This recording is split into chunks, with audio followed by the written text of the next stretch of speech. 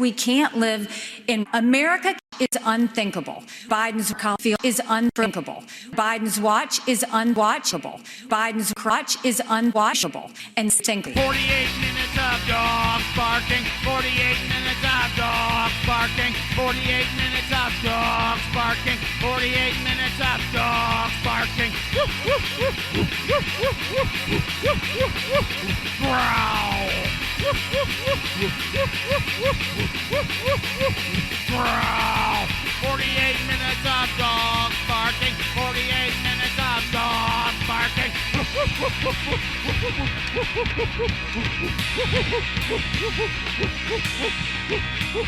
Well, hey everybody, it's 48 minutes of dogs barking. My name's...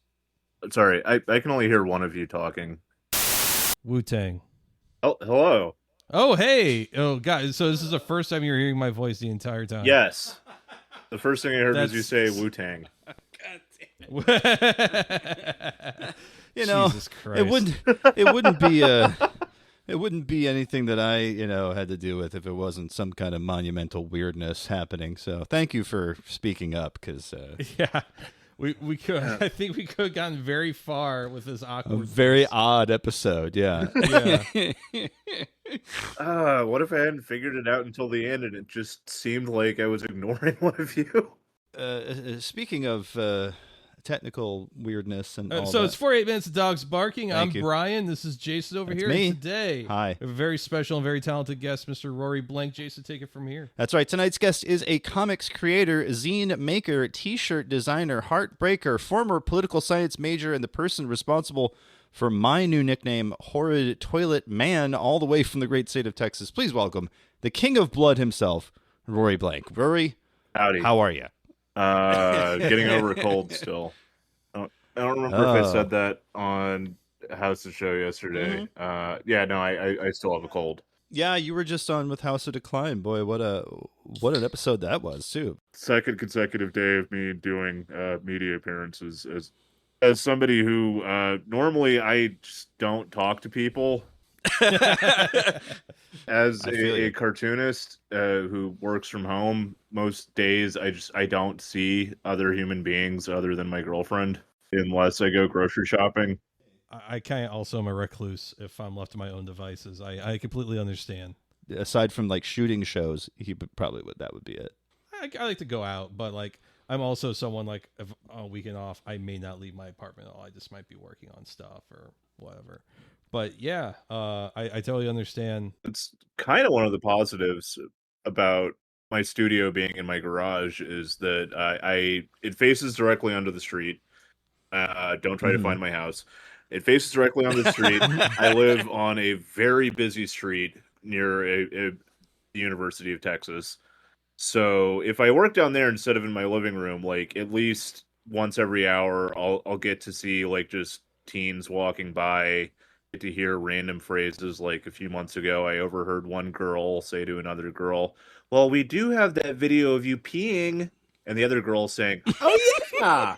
And I don't know what that means, but it's something. It's enrichment that I get in my life. Oh God, It's like working at a coffee or like working from a coffee shop yeah. without ever having to leave. You get that slice of life, that slice of college life, especially. Overhearing college students talking in particular is just like it's the premium stuff as far as I'm concerned with like what you can overhear people say. Another personal favorite was one time, this was actually when I was still in school. I was standing next to the elevator and I saw these two guys walking by and I heard one of them say, "You know what I do? I talk to people. I find out how they're doing. I find out what's going on in their lives. I take an interest in them. You want to know why? You want to know why? Because I'm sensitive. I'm like your ass." That sounds like a conversation I had like last week. Yeah. A couple of years ago, I was in Columbia, Missouri, which is a big college town here in our fine state. And my friend and I were walking through the small but cute little downtown part of Columbia. And it was around this time of year. I want to say it was November. It was a very cold day.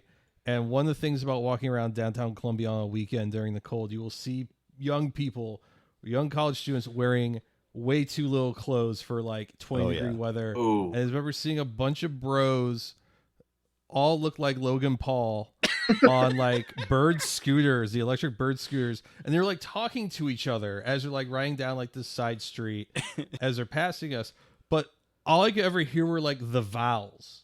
So it's just like, yeah, ooh, yeah. And I'm just like, the fuck is this? No, that's how college students communicate nowadays. Yeah. I don't know if you know that, but yeah, that's apparently the new thing. It's just to go, whoa, and hope your friend understands you. Our first bit of business during the show is to do a bit of a roundup on things that have been happening this week. A certain guy that we're either fans of or hate, I can't tell. I don't know. Am I a fan of this guy? He just looks like a guy who looks like he thinks he's going to get topped off after taking a lady on a first date to Texas Roadhouse. He might, because this is, of course, Cat Turd 2. That's him. That's his face. That's his face. Oh my god! This I is know. the first time I've seen it.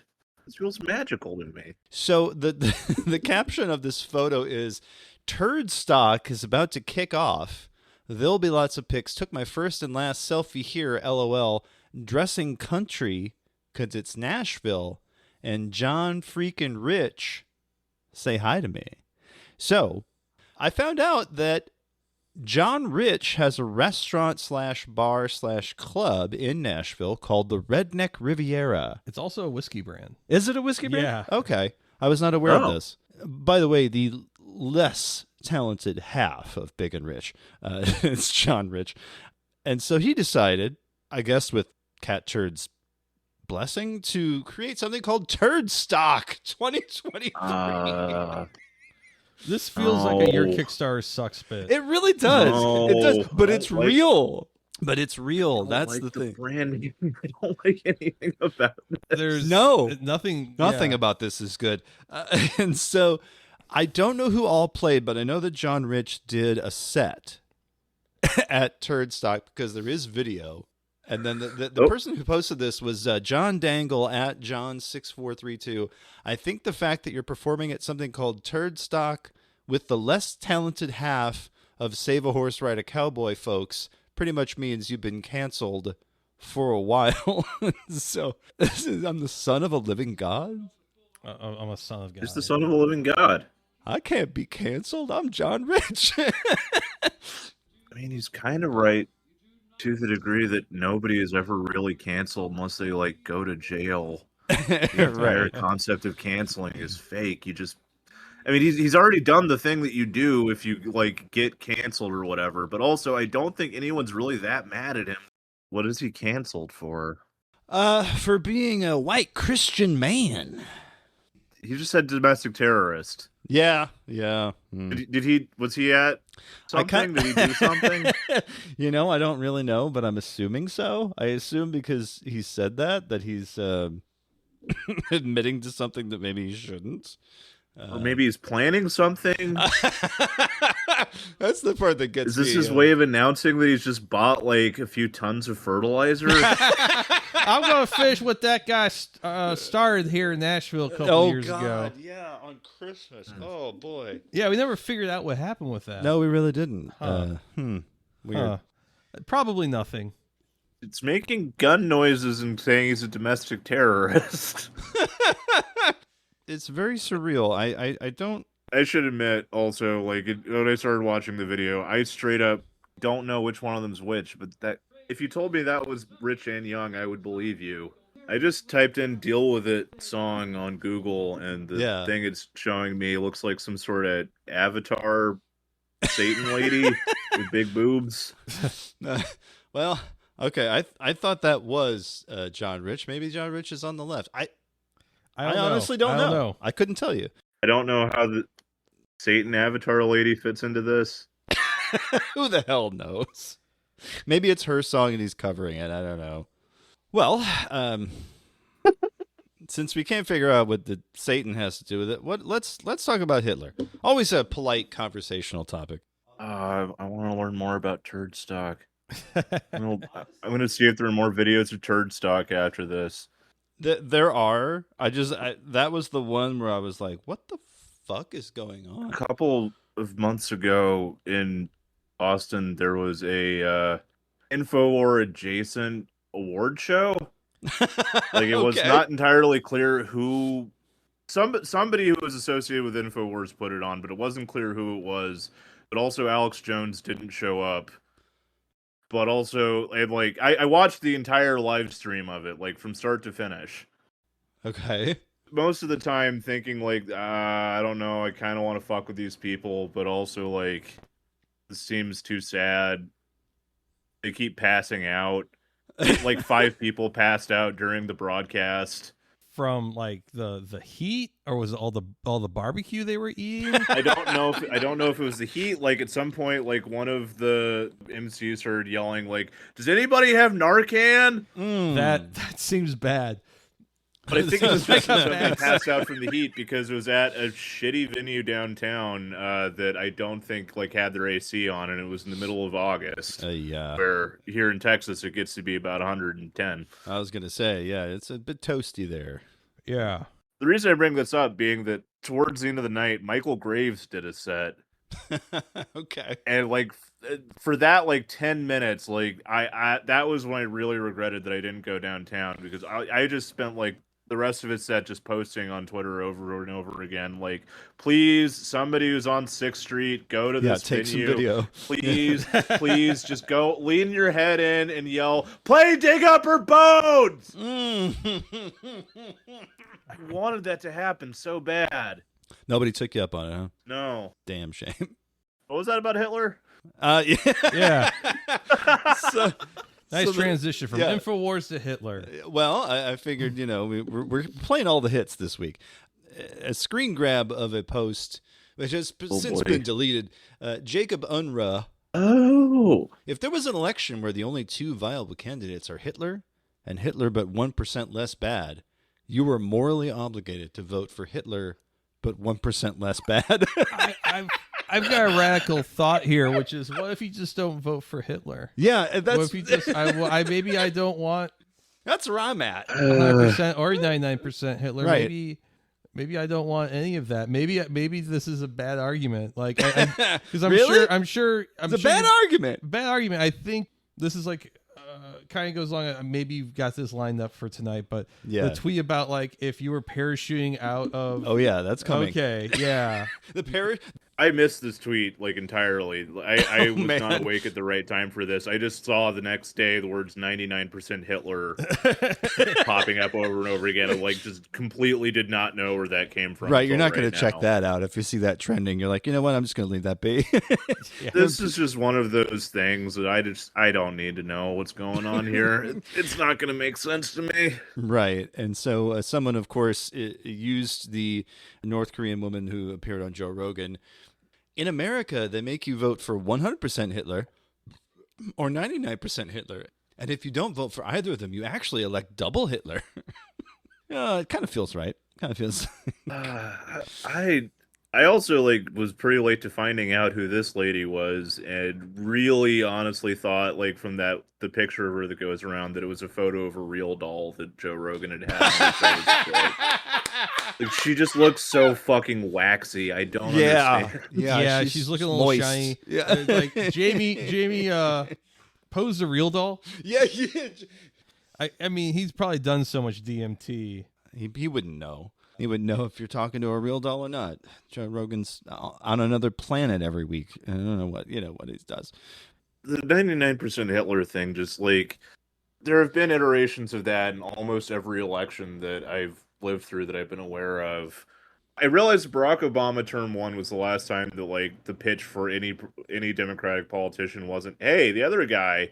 Ugh. Yeah, we kind of. But it's super driving me nuts now because like the primaries haven't even fucking happened. Joe Biden could die tomorrow. It's way too fucking early to be doing this shit. What is wrong with you that you're contorting yourself into the scenario where you have to justify voting for 99% Hitler now? The election is a year from now. Thank you. Well, yes. I think probably because if you're a centrist or a liberal, a big D liberal, a big Democrat liberal, you're probably like fucking sweating your bullets pants because there's so much evidence against our current commander in chief, boy, it looks bad. There's no AI rap talking Biden thing that's gonna save this right now. No, absolutely not. Yeah, No. all you can fucking do is just assume the position and wait. I don't. Yeah, I mean that's pretty much all we got at this point. Yeah. Well, maybe if Biden doesn't make it, we can get Tulsi Gabbard. Okay. Can we at least get a smoke Would show? Kamala stay on the ticket? I don't know, man. Oh God, Kamala! I forgot. Like, do we Oh, really I want? would feel so bad for Do we her. really want your drunk aunt? Honestly? at the cookout. Honestly, Wouldn't that be so fucked up if Joe Biden got replaced but she didn't? yeah, that would Like, be. she doesn't even get to move up. She just like is presumed like she has to be in the number 2 spot to whoever the fuck shows up. I mean, she's so barred Pete out half the Buttigieg time. somehow moves in front of her. Oh, Mayo Pete. Mayo Pete, yeah. Well, who can forget dear Rat Boy? Who could forget Just Rat Boy? shows up on election night, mascara streaming down her eyes, saying, "You guys stepped past me for the last time. I'm gonna." I'm gonna. Pulls a Bud Dwyer but fucks up somehow. It's a. Instead of a revolver, it's just like an old cordless phone from like 20 years ago. Anyway, probably have to I was just imagining accidentally shooting down the lighting trellis and everybody but her dies. Oh, Immediately causing a electrical fire. yeah, Just the end of Elizabethtown ass kind of thing, where it's just like the whole building's burning and she's trying to give a concession speech. wait, you know what? What if we got Liz Warren?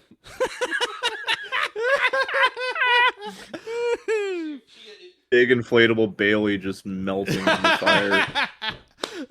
Big inflatable Bailey. I fucking forgot. I'm just thinking about having like she has to introduce her husband Yeah, to the new house like he's a dog so you can have a beer in there. yeah. I'm so glad you're here. Glad you're here. It's supposed to be there. It's your house. That's probably up there with the Diet Coke. Oh tweet. yeah, the between those two, yeah. I'll keep drinking that garbage. keep drinking that garbage. Oh. All right, what we got next here, Chief? Oh boy. Well, I couldn't believe this story was real, but apparently it is. All right, you want me to read it? I'm sorry. Potato Butt Plug is the username who put this out. The IDF has a special sperm retrieval unit to collect the seed of fallen IDF soldiers. And this is quoting from the Health Ministry. The Health Ministry has set up a special unit which works 24/7 with the IDF and the 4 hospitals housing sperm banks to notify families of the option of PSR and set it up as quickly as possible following the death of their son or husband. This is the part where it gets weird. Not as though it wasn't weird enough. Sperm must be retrieved within 24 hours after death to increase its chances of viability when it's later unfrozen and used to fertilize an egg. However, experts say PSR can be performed even several days after death when sperm is no longer motile. And this, the quote here, "We look for and prefer sperm that are moving, but even sperm that is not motile does not mean it is not alive. We know how to make it move after it's unfrozen," said Dr. Yuval Orr, head of the IVF unit at Kaplan. I don't know. Do they have tiny tweezers that they put new tails on them with? What is going? There's so much. That's the fucking thing with this. Yeah. With the video that like is about the woman's husband dying, which like Yeah. I feel like I have to say, like, even if I don't agree with Israel, like, I don't feel good about anybody's husband dying. Right. But it's just such a weird fucking effort to humanize the war effort, to be like, you know, in this desperate moment where like the love of your life is gone, we have to harvest his cum. Yeah, I have 2 hours to get my husband's sperm sample. You just like, it just derails the whole thing because you have this like fucking weird sci-fi element show up that like you can't just drop like that in the middle of the fucking video. Right. It's baffling because What happens if the IDF cum gets near Hamas cum? they cancel each other out. It's just not viable. I don't know. That's just, you gotta be the person, like the guy. Now, not too much. Yeah. I just need a little bit. A little bit. Just smidge. Boy. Don't take all of it. I'm guessing it's electrorectal stimulation. They're stimulating the prostate with like a cattle prod or something, and that's. I think that's what I saw. I don't know. Imagine if, like, in news coverage of 9/11, like, in the middle of talking about that, George Bush had casually mentioned one of our hovercraft pilots should have been able to intercept this, with no fucking mention of there being hovercrafts before that. Hey, we gotta go down there and get that firefighter jizz. We got stuff to do. Folks, we got the last load out. Mission accomplished. Accomplished.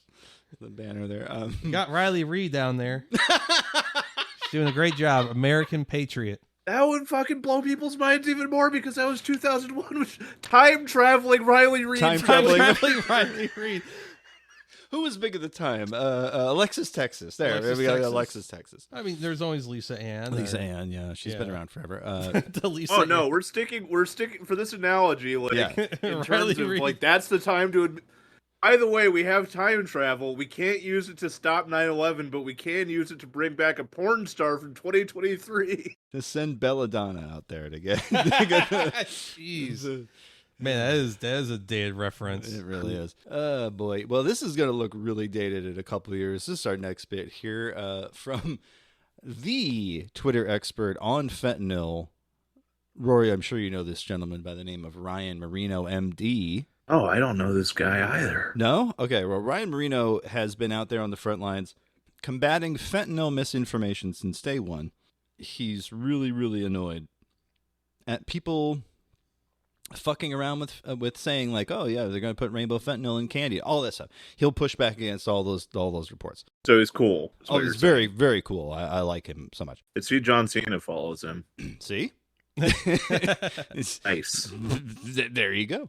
If you thought the fentanyl misinformation narratives couldn't get any more unhinged, you would be wrong. And he cropped out a picture from a post that he quote tweeted.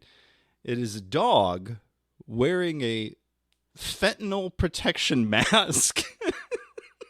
It just looks like a muzzle. It's a fucked up looking. It looks like a muzzle made out of the same material that people use as like a can koozie when they go hiking. Yes, thank you. That's what I was thinking. Yes. Like, yeah, we went to Yellowstone and like A koozie with a gas mask gasket on it. Yeah, it's got the gasket so you can bad. breathe. Yeah.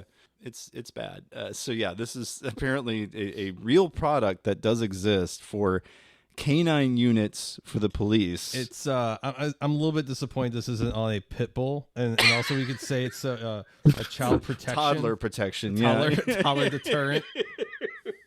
Maybe it was at one point. It could, Maybe this is somebody's pivot. They had to pivot the marketing. Man, I got a whole entire warehouse of these. And I gotta move units the moths here, man. are starting to get to them. So the next thing follows, because it's another fentanyl insanity bit here. Joel Pollack, writing for Breitbart, which of course we know is immediately the sign of quality. Scoop: Israel prepares for possible fentanyl-filled rockets from Hamas. Just Jesus. Community notes, thankfully, is there with the putback. Misleading, there is no known mechanism for distributing fentanyl via rocket that wouldn't instantly vaporize or destroy it, as chemical weapons are dispersed via explosive. Ergo, the preparations do not indicate an actual threat capability by anyone. So obviously this is bullshit. And Yeah, there's yeah. so much Israeli propaganda coming out, and just like the last day or two that's like immediately called out as bullshit, like the tunnel beneath the the hospital, which we can poke so many fucking holes in that, and already have been, but the new one was like this footage from the tunnel was actually from Sweden, from What? from a pump station or something in Sweden from like 2 or 3 years ago. yeah, Oh, man. yeah, it's nonstop. Man. Yeah, it's ridiculous. it's kind of Yeah. wild. First of all, I don't think if a fentanyl rocket was real, I don't think it would be effective, because the Israelis come off as people that wash their hands a lot. It seems like the people that have a hard time feeling clean. I'm just thinking there are a bunch of tunnels underneath the university I live near. I could make a lot of money if I talk to the IDF now. You shoot some footage and be like, "Hey, you guys want to use this?" Yeah, you're just like eating like some Saba. Yeah, And you're using a soda stream. yeah, Yeah, and here I am. You can see here's some empty baggies. This is proof of clearly. some old I paint got cans. fentanyl. I got Yeah. some knives. Yeah. I found a copy of Clerks 2. Ooh. On DVD, not even the Ooh. Blu-ray. Yeah, No good. No way. Oh, jeez. Trolls World Tour on Oh, VHS. on How was VHS. where did this even come from? How is this possible? It's a time traveling Riley Reid. Time traveling Riley Reid. She wanted to watch her favorite movie. Time traveling Riley Reid, I think, is the best concept we've come up on this show. That and Casey Green when he came on to the incredible shrinking Jay Leno. I still laugh at that one. I'd still Laughing thinking about it. Little tiny guy. yeah. Oh, it's so cute. Yeah. He's cute and he's got such a his cute it's idea. all denim. He's wearing it's all denim and he's just kind of like slowly shrinking. Fentanyl rockets. Yeah, fentanyl rockets. But this next one is What about femboy rockets? So cool. femboy rockets? Now we're talking. Now we're talking. So this one, courtesy of our friends over at Blue Sky, this is it. The final version of one of the most important sexual technologies of the 21st century. It has the ability to unlock powerful secret knowledge previously hidden by society. This is, of course, the humanoid anthro-alien sex triangle. A list of all the possible pairings of humans, aliens, sci-fi creatures, orcs. Let's see, Shrek is on there. Piggy orcs. Elf fuckers. Pig girls. Pig girls, 70s Cylons, and Transformers down there under the robot fucker superstructure. Bajorans, of course, of Star Trek Voyager. What is a Bajor? It's a Star Trek. Charles Entertainment Cheese, of course, Chuck E. Cheese. Furries, Fox, Robin Hood, right there at the top of the furry pyramid. Gotta love that. Appliance fuckers on the right, where then, of course, it says Daleks from Doctor Who. Gargoyles, dragons, the Grinch, all of that stuff. If you want to Horny see for where that Minecraft. Horny for Minecraft is in its That's like, own little bubble. Yeah, The Pentagon of Shame. the Pentagon of Shame includes Randoshins. Trandoshans. What is that? I feel like that's a word I'm not allowed to say. Also Shiva Final Fantasy X. The summon. That's pretty good. Olorona, that makes sense. I'm down for that. Mothman. This all checks out. Trandoshans are a Star Wars creature. Okay. It's a bipedal. You know, they got all that stuff. Peter Jackson orcs are in there. Star Fox Cast. Lola Bunny. Lola Bunny, yeah, of course. Oh, those guys. Yeah, one of the great staples of sci-fi where it's just like a normal dude, but his head's kind of fucked up. That's cheaper than making Got like a whole ridge. puppet. They've got really hairy eyebrows. Yes. In their culture, they have no concept of two. Oh, They that's go right. from 1 to 3. Trandoshans, yeah. Yeah. My favorite thing, though, in this entire chart is the weird little cube, and it says the Cenobite incursion, and it's somewhere between Juggalos, Clowns, and It. I was like, okay, I guess Cenobites kind of fall into like the goth torture weirdness. Sure. category. Yeah. And this chart is really not what I thought it was going to be going into it. My first thought immediately was just, is this like one of those maps of how Washington, D.C. looks like a pentagram? Yeah, or like how there's like a FEMA camp under the Denver airport. But And then I got really excited finding out that the tunnels under D.C. were full of piggy orcs before I figured out what this was supposed to be saying. right. Big letdown. Cool map, though. And you're like, oh, there's Bajorans down there? It's just one of those things where, like, I stare at this, and the more I see, the more stupid shit. Like, Slender Man's on there. I guess to some people that's sexy. I don't know. Gungans? Jar Jar Binks style? Ah. Misa fucking you right now. I don't know. I don't know. Is that bit? Does that work? Does it I work? don't know. I don't know. All right. All right. What we got next? We're moving on from this. I don't normally post stuff from Reddit, but this one really got me. Reddit's full of magic. A lot of very special people on there. Indeed. So this is from I Am the Main Character, which is usually full of videos of people just being stupid in public. This is a woman who, a couple days ago, went a bit viral by having the guy's name, Kevin, tattooed on her forehead. Well, this TikTok, a follow-up, is her saying, I faked it. I'm trying to raise awareness of tattoo regret because I regret my tattoos. Because as you can see, she's tattooed from the neck down to her fingertips. There's ways to go about this that aren't this. I don't know. It just feels weird and cheap and manipulative. Yeah, this is nothing compared to the guy who had the fake tattoo on his forehead that said, I eat shit. And like, guess who got kicked out of Starbucks today? Caleb Pitts, yeah. Guess what? That's for being white. Yeah. And then he finds out that the tattoo that he got was not temporary. And he's like, this isn't washing off. That's the best follow-up to any joke tweet I've seen. It's like, so I thought these were temporary. And he's sitting there trying to scrub it off. I don't know how long it lasted, but yeah, poor Caleb. But just this kind of video shit where they're like, I'm trying to raise awareness. Shut up. You just wanted the viral hits and you got them. I'm not even going to say this woman's name because she is not worthy of my attention. Only contempt. Rory, are you a tattoo haver? Oh, man, I guess you can't see me. No, I can't. Oh, yeah. I am, like, mostly covered in tattoos. Sick. Like, even onto my hands. Sick. My girlfriend is a tattoo artist. Yeah, her work is really good. No, yeah, it's very easy to be completely covered in tattoos when you know people who do that. Oh, absolutely. I mean, I guess I'm glad that it's fake. Right.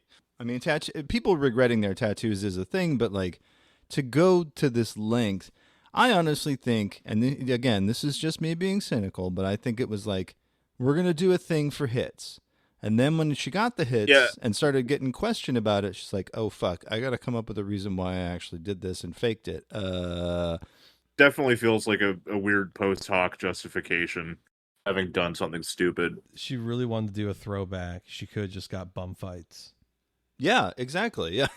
Could have made it much easier for her. Did you guys watch bum fights? I only saw the ads. I bought a copy of Bum Fights. No, on DVD. you bought no. Jesus Christ, dude! I was a 17-year-old edgelord, and I bought it from the really weird like local video game store that does not exist. It had like a bunch of Sega Dreamcast kiosks that were completely empty, but not also wanting to sell them. Kind of like one of those things where like there's a thing about locally owned video game stores where there will be stuff that the owner will have out on display, but not for sale, just to be like, yes, I have that. Yeah, that does happen. Yeah, that's so it's weird. very much this weird childish thing. But what I remember is that the old man child, and he by old I mean probably like in his early 30s, so younger than I am now. Someone who seems a million when you're young. Yeah. Feels. But he was like trying to like hit on like these two like high school age girls that were there trying to, I forget what they were trying to do, but I'm like, hey, Mr. Pedophile, can I buy your finest copy of Bum Fights here for $15? Yeah, geez, wouldn't that be great? And then me and my friend went home and watched it, and we got about like, I want to say halfway through it, and we were just like, oh, this isn't, I think I was like the second or third like the like Australian bum hunter or something, like a guy doing like, oh crikey, we gotta get us a bum, and it's just bad, terrible things. But I think when you're like a 17-year-old edgelord in like 2003, 2004, like I guess that just was just par for the course. Passes for entertainment. Yeah, I don't know. Yeah, the years directly after 9/11 were just an age of like terrible cruelty. Where that seems. Yeah, it was like bacchanalia. We just kind of went fucking ham. I don't know. Smooth brains at that time, and I think the smooth brain thing has continued. Up next is I don't usually try to give these people attention, but this is pretty fucking funny. Donald Trump Jr. posting here. I know you're not allowed to use the R word that was a big part of our vernacular growing up.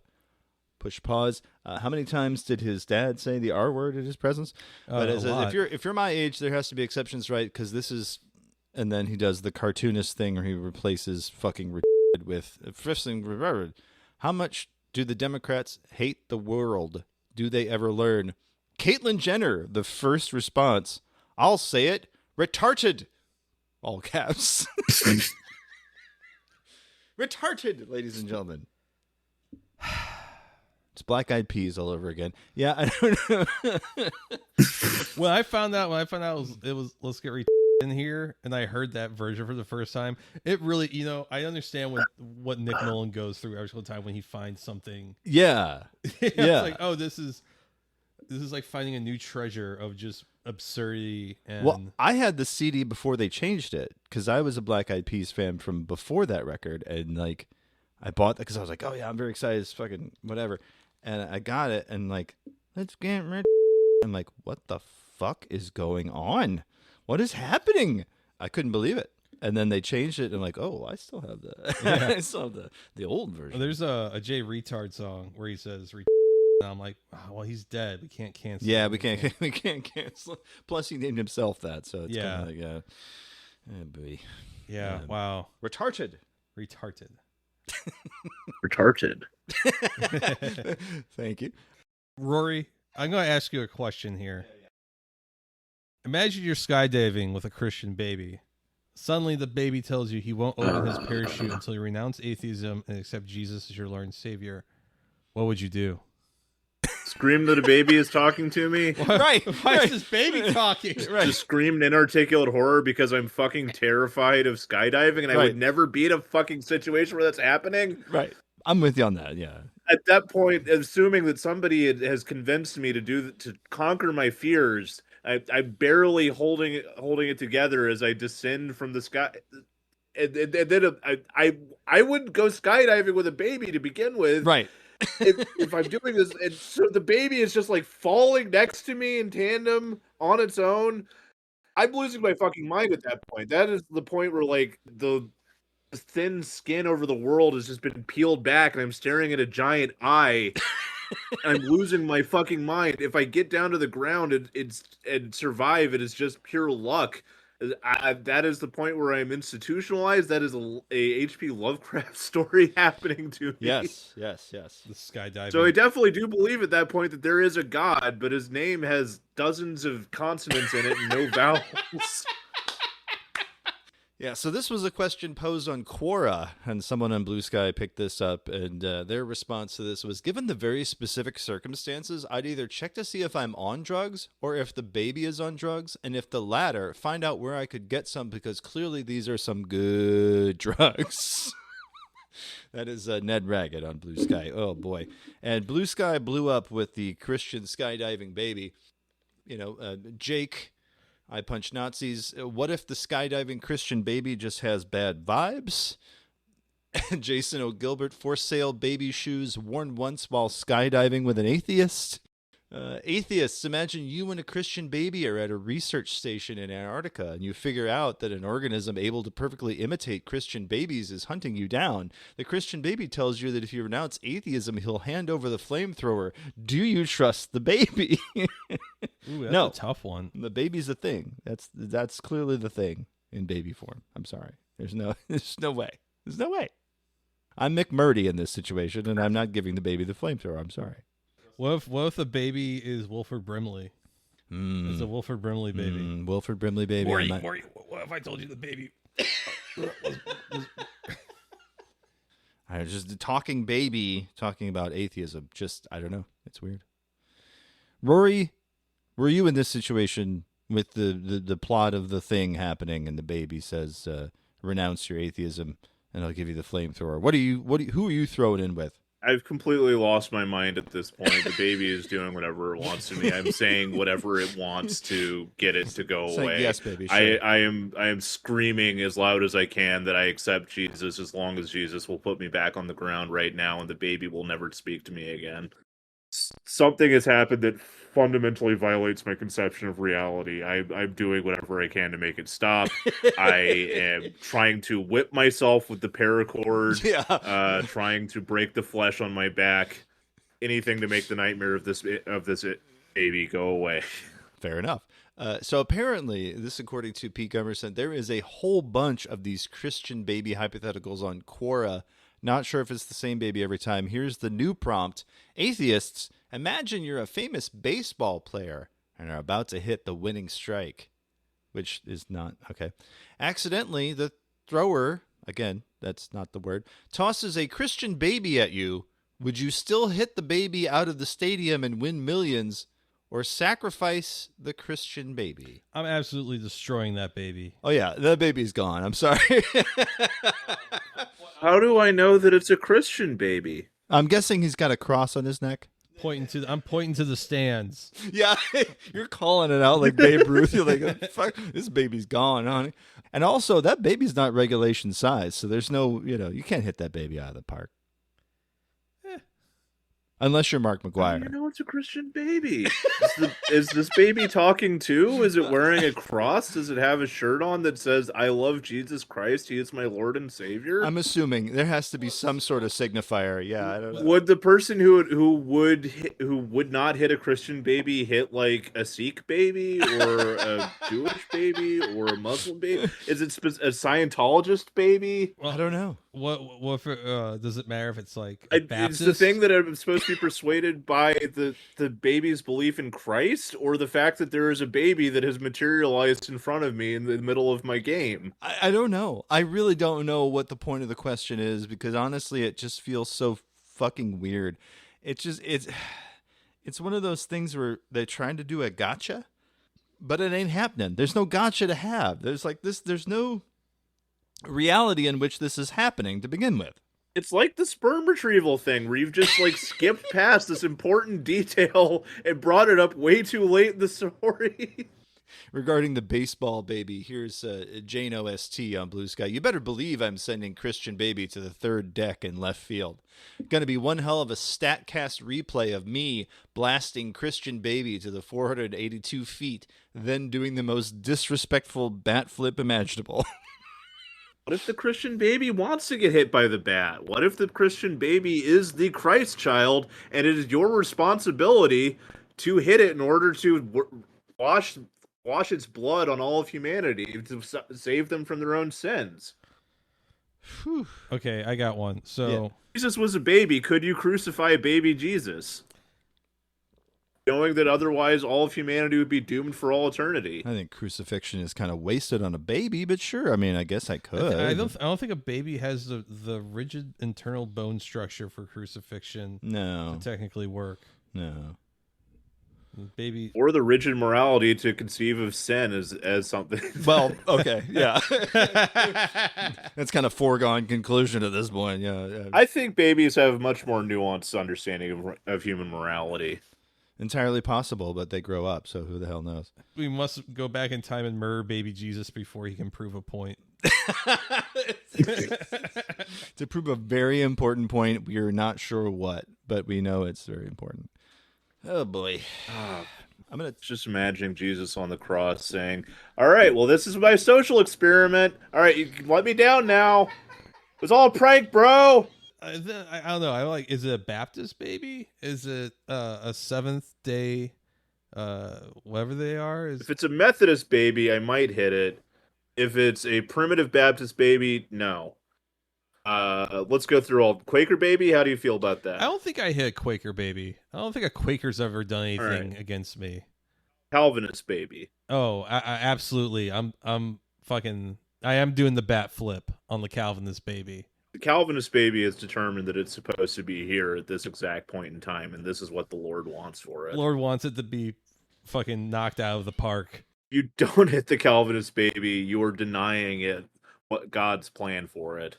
Lutheran baby. The Lutheran baby? Yeah, I would. I think I would. Yeah, specifically the Lutheran baby. I don't know. specifically the Lutheran baby. I would absolutely destroy the Lutheran baby. Episcopalian baby. Oh, No. we're gonna be here all night if we're doing this.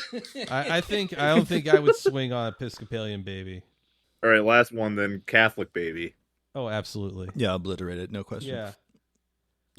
Oh, I'd even bunt it. Just the disrespect. I'd bunt it and do a very showy trot down the line. Oh boy. I forgot that was a Quora thing and not like just some blue check, because I was going to be like, well, blue check's posting something like that because they want the engagement so they can get the money. Right. Because I'm thinking like, it's such a stupid question, and then to qualify it, then you're bringing legitimacy, because it's like being asked like, would you jerk off in front of a kid if it meant that the kids got to go to heaven? And then you're asking like, well, do I have to bust? Right. Or like last week when we talked about like, oh, well, the 13-year-old is dying and you want to get him a prostitute so he doesn't die a virgin, but do you get him a child prostitute? Like, I don't want to fucking answer this question. What is going on here? All right, Jason, Rory, are we ready for Crypto Scam of the Week? You're listening to 48 Minutes of Dogs Barking, the podcast. And now it's time for the Crypto Scam of the Week. Yeah. Crypto I'm scam ready. of the I'm week. ready for whatever it is. Terrible things I happening love to this terrible shit. people. Brian, are you familiar with Raft? I am not familiar with Raft. Raft is one of many of these, what they call stable coins. And you've explained this to me, and now I get it.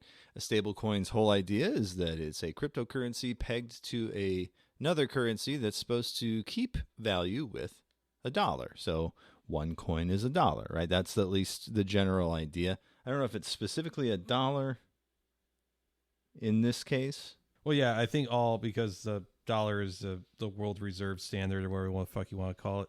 So yeah, they're almost always pegged to $1. I've never seen one pegged to like a euro or anything like that. Okay. So this concerns a DeFi, short for decentralized finance platform called Raft. They were hacked this past Friday, but the hacker themselves may have fucked up the hack. That's what makes this uniquely funny. The attacker drained 1,577 ETH from Raft, then sent 1,570 to a burn address, destroying most of the stolen assets and leaving only 7 ETH for themselves. So they destroyed $50 million. They just completely wiped out all of that value. To get like 50 grand. And then lost 4 ETH after all was said and done, after like liquidity and slippage and all that. True, yeah, and gas fees. And so they ended up being about $8,000 down. Yeah. This post here, OXNGMI, hacker pulled 18 ETH from Tornado Cash to fund the transaction. Hacked a total of 1,577. Burned 1,570 and sent the remaining 7 to themselves. After fees, they're left with 14. Total profit, -4 ETH. MF might go to jail to lose 4 ETH. That's amazing. You gotta be a special kind of dumb to fuck up that bad. Like, it feels like there's no other way to think about this, but like it was like 3 million USD at that time. Christ. Was it 3 million USD? I believe so. Let's see. I believe the headline did say per CoinDesk 3.3 million for some reason. Yeah, it says RAF lost some 3.3 million in Ether. Okay. Yeah, 3 mil, and you got away with like -10 grand or something. Like, just like stupid money. All I can think of is for a while during the height of the NFT craze, somebody in Austin, because after Joe Rogan moved here and that stuff, a bunch of like everybody who was too right wing for Silicon Valley moved here. Everybody who like couldn't maintain the illusion that like somehow their absolute hatred for unhoused people still constituted as progressive moved here. And there was just like some fucking guy putting up billboards all around town that said stuff like, "This is actually an NFT." Of the billboard? Cryptocurrency is a silent revolution hidden in plain sight. Oh boy. All of them sucked and made no sense, but one of them, the one that I can't fucking stop thinking about anytime I see shit like this, was one that was over a Taco Cabana near UT that just said, "Your bank account should be secured by more than your mother's maiden name." And then you could lose $50 million. Yeah, Austin sounds really insufferable. Yeah. I feel really bad for people that have been living there for 5-10 years and stuck through when it was just like a hidden gem to like, okay, people are finding out about it, to like this thing that has to be really exhausting for the quote unquote natives. More than half my life at this point. Jesus, man. So you've been through the whole cycle. Yeah. I'm actually really excited right now because do you ever hear about the Intel shell? Vaguely familiar with it, but break it down for the audience. For the listeners, for those unaware, during the first .com bubble, late 90s, early 2000s, when the idea of a website that just sells pet stuff seemed like a good idea, Intel decided to put a lot of money into building a new headquarters in Austin. It was right downtown, like right in the middle of downtown, and then the .com bubble burst, and they just left it there. This half-finished, like, slab of concrete and exposed rebar that just sat there for 8 years untouched. Jesus. They finally got rid of it, and I was opposed to that because I think that it should have remained there as a reminder of what A man's these hubris. people do to any place that they go. Yeah. But right now, downtown, there's what is supposed to be a giant mega tower going in this neighborhood that used to be like a decade ago. It was there were a couple bars there, but there were still people who lived there. There was a cool bare leather bar called the Chain Drive that used to do industrial nights and stuff like that. It was a sick place. That place no longer exists. And where it was, a giant mega tower is supposed to be going in, hypothetically the tallest building in the state of Texas. But what I haven't seen mentioned in news coverage of it as much recently as when they started building it is that allegedly the entire project is supposed to be being underwritten by SoftBank and WeWork. Uh-oh. Uh-oh. Uh-oh. I don't think that tower is getting finished. I think we're going to have a new Intel shell soon. A new FTX tower coming soon. Just Jesus Christ. Oh boy, crypto.com tower. Yeah, I'm hoping so much. I just want there to be a giant pile of industrial waste in the city. It needs to be there to keep people humble. Yeah, we've got a creek that has been poisoning people for decades. Oh yeah. Because of nuclear waste from Mallinckrodt, who helped create some nuclear material for the Manhattan Project. They didn't properly dispose of it. Yep. It's a creek that I've lived by in one way or another my whole entire life until very recently. Yeah. And it's really cool. You can see these graphs of the cancer rates, and they all follow Coldwater Creek and Westlake landfill. There's a documentary on HBO about it. It's really great. That's our industrial waste thing. Yeah. I was going to say, we turned our industrial waste into a playground. There's that former shoe company called City Museum now, downtown St. Louis, where they took an abandoned shoe factory and set a bunch of artists on it with a bunch of concrete and turned it into a kids museum. So that's at least more enjoyable than just a bunch of rebar sticking out of the ground. I mean, there's rebar at St. It's Louis. what we deserve, though. I guess. I don't know. I've never been to Austin, so I can't really say you totally deserve this thing. If you ever want to visit, there is exactly 1 month out of the year where it's a good idea, and that is April. Oh, that's when I was there. So yeah, okay, that makes sense. Yeah. March, South by Southwest. April, nice. From May to September, it's too fucking hot. September also, that's when new students show up and all the roads become undrivable for a month. October, ACL, not good to be there. All the roads suck. November to February, it's either 5 degrees and all the roads are shut down because we have one snowplow, or it's 70 degrees. And it's just on a day-to-day basis, and you can't really prepare for it. But April, if you want to visit Austin in April, great. Okay, well, I'll keep that in mind. Yeah, because the last time I was there, I was visiting family. We drove from Dallas down to Fort Worth, and then Fort Worth over to Austin, Austin to Houston, and then back. Houston to St. Louis is a nightmare. Trying to drive that was just... I've driven St. Louis to DFW before, and that was rough. One of your natural spots to get gas is Joplin, Missouri. Oh, yeah. And I have never not stopped for gas in Joplin, Missouri and not seen someone with a white power tattoo at the gas station. Oh, geez. Yeah. I remember the first time there was a shirtless dude. He had a bunch of really shitty 1980s style dragons. Oh, boy. And then in just a normal font, a normal sans serif font, it just said white power. Oh. And then I saw a guy Seemed like a really cool dude at first. Yeah, exactly. I mean, it's southwestern Missouri, so it's the cool guy thing is a real roll of the dice. Yeah. But then on the way back, And then my grandfather also just died. So it was like all of that and like stopping and like putting gas on my mom's truck and then seeing someone with like a screwdriver tattoo. I'm like, first of all, it's like when I used to be a photojournalist and I covered a white power neo-Nazi group had a rally in downtown St. Louis, and the counter protesters came out because it was right after Mike Brown and all that, and like saw a dude on the Nazi side that had like an anti-sharps button. And I'm never going to hand it to a neo-Nazi for anything in this life. But I was like, but if there was a moment, I was like, you know what? Good reference. Yeah, I guess. Who like you're the one dude in Missouri that still remembers what a sharp is at this one point in time.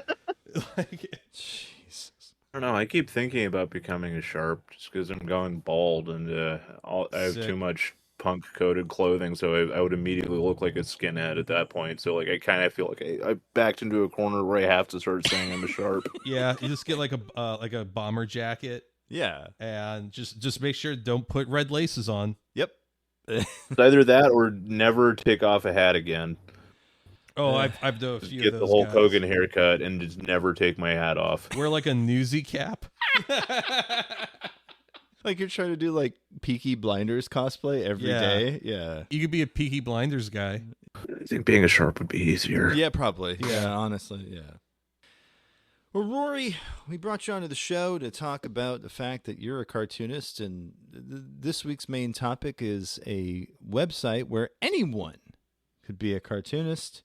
And yes, I mean anyone. It was called Strip Creator, released in 2001 by the eponymous Brad, creator of the band Brad Sucks. This officially went online January 6, 2001. It is not available online right now because there's some database error and it just wiped out the entire site. Oh, awesome. Hello from the future. As of the release of this episode, November 22nd, stripcreator.com is now back online. We now resume the Strip Creator episode already in progress. Wayback Machine version of it still seems to work for me. It really does. Yeah, I'm very, very happy about that because, yeah, it is built entirely in PHP, which at the time was the new hotness. If you wanted to build some sort of interactive website, that was the way to do it. This is pre-Patreon, so you would have to donate to get a lot of the full features of the site. Things like editing or deleting existing comics, not having ads, things like being able to put comics into sets, voting on other comics, editing comments on the forum, which I thought was kind of an odd choice. Like, okay, that's locked behind donors. Your comics get posted on the front page. Avatars, which again, that feels very like Brad was a something awful guy. Like it feels like it's like goon behavior. Like, yeah, I'm going to charge you for avatars. That's worse prices though than something awful. You can edit posts for like with a basic membership on something awful. Yes, it's the avatar. That's less changes. good value for money. Yeah, but no ads. You have to usually buy platinum for that on something awful. So no ads. That's a big one. And also getting your comics on the front page. That was a big thing. I just want to know if there's anybody who like actually started a career off of this. Like, in what world does it really matter that you managed to like pay to get your templated comic with Penny Arcade guy onto the front page of this website? Yeah, I don't know. I any of those people that I used to follow on there, I wouldn't know where they wound up. So yeah, you mentioned Penny Arcade. The website features art from a bunch of comics that were a big deal at the time. You had Penny Arcade, Diesel Sweeties, which is still running. Same with Penny Arcade. Exploding Dog, Jerk City, again, still running. KO Fight Club, When I Grow Up, Chopping Block, which had a nice couple of printed versions, but never really went beyond a couple of years. 3 Reasons and Goats. I don't know very much about those particular webcomics, but they had some big names. And the fact that Penny Arcade agreed to let them have their main characters as avatars for some of the most unhinged humor was also very bizarre. Because as is the case with anything user-generated, it's mostly crap. Rory, you mentioned that you'd seen this before, like you'd kind of seen the template before. Where had you seen that? I think just on message boards. When you mentioned this to me initially, I said I had no idea what it was, but the second that I saw one of these strips, it was just one of those things where I just remembered something from like 20 years ago when I was 11 that I would just see these strips and have no idea where they came from. The internet is still vast enough that there are still dozens of niche communities from the same time that like I've been online since I want to say I was 7 because my stepfather was a computer programmer, but like I never saw a Stick Death cartoon until like a year ago. Right. That's like such a huge touchstone to some people, and it was just something that completely passed me by. I would just see these things as like an artifact of seemingly a different world every now and again, but this is the first time I've been aware of where they came from. It's such a weird time and place because, again, January 2001, it was this kind of. Now, Brad from Brad Sucks had been instrumental in doing something else that was kind of interesting and collaborative on the internet, and which we'll probably do in a future episode, called Song Fight. Song Fight's whole premise was that you have a song title and that you and your band have a week to create a full song based on that title alone, and then they would put it up for a vote. People would submit dozens of songs every week, and then other people would vote on it. And that is what launched the career of people like MC Frontalot. Frontalot was Frontalot was a Song Fight regular.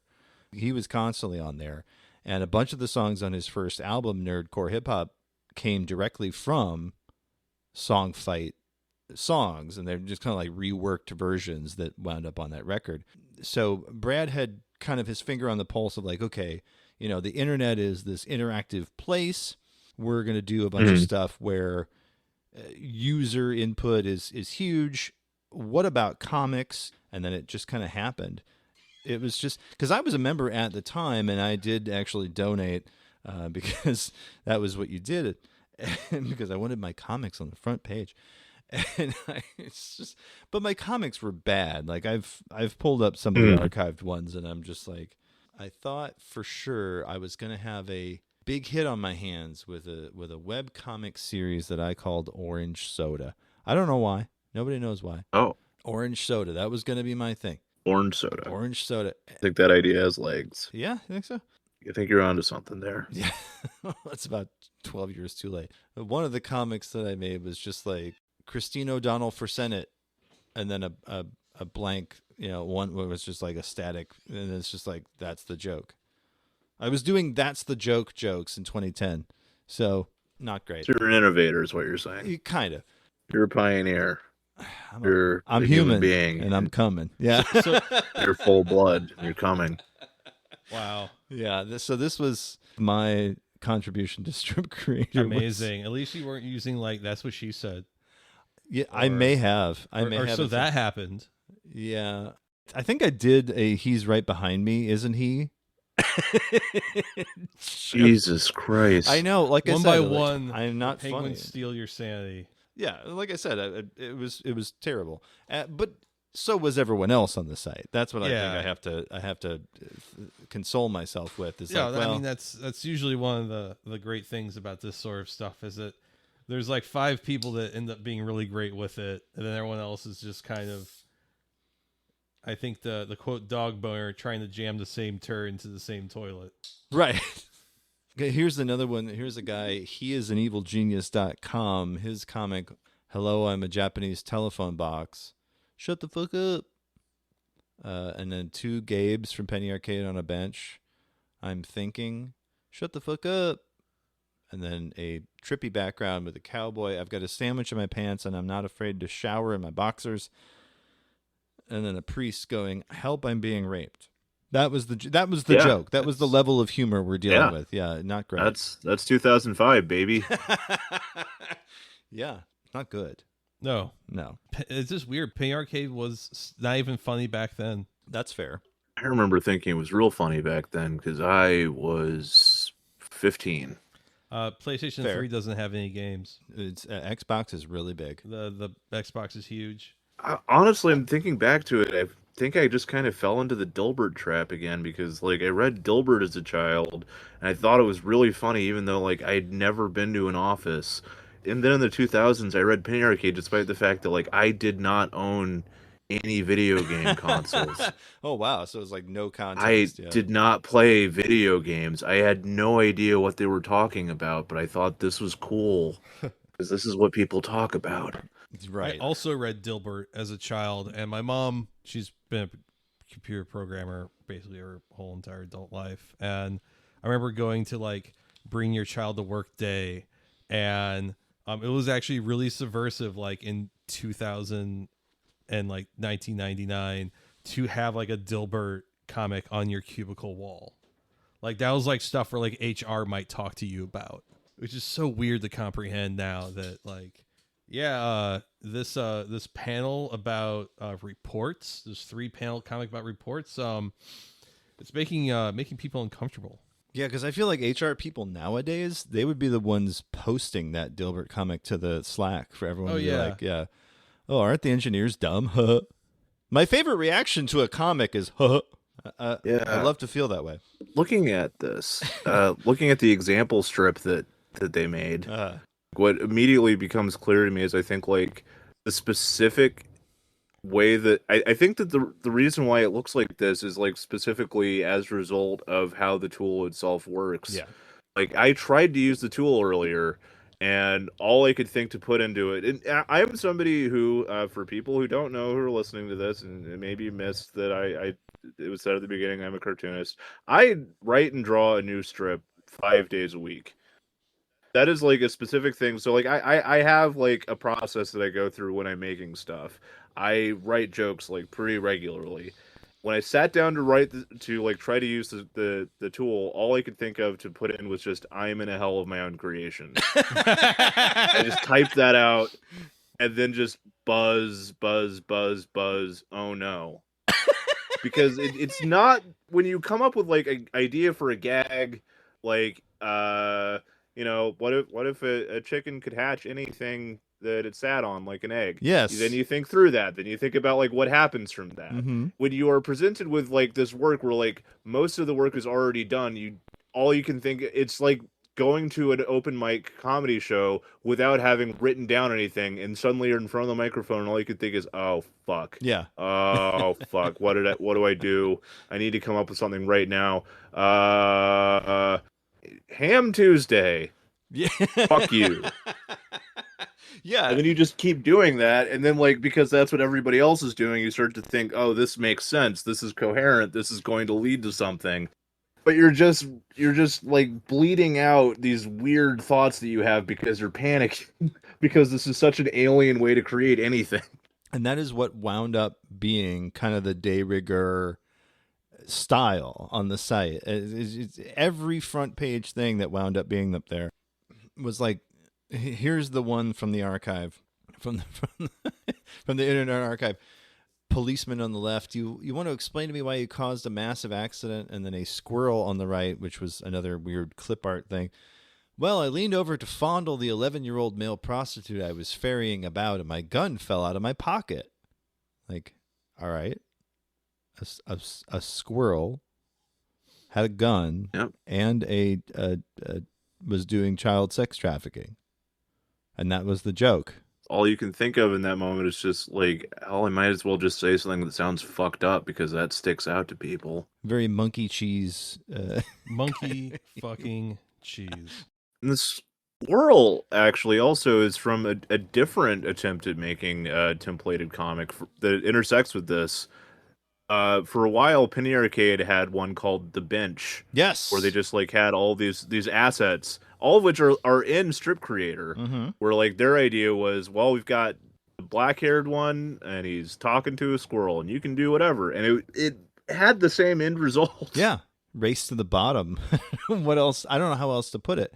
Because just every time you would go on there would be another like monkey cheese. Oh, I'm on drugs. Joke. Oh no. My boat of 100 ninjas crashed into a boat of 100 pirates. I wonder which one. I wonder if the pirates will defeat the ninjas or vice versa. Or Chuck Norris. I will hope my save the monkey day. butler is going to be okay.